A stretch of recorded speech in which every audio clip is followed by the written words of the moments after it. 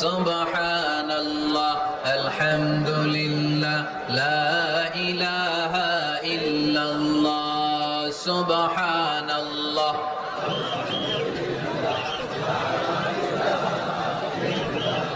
আল্লাহ নামের জিকির করবে যারা, আল্লাহর কাছে প্রিয় তারা, আল্লাহর কাছে প্রিয় যারা, জান্নাতে প্রবেশ করবে তারা। জোরে লা ইলাহা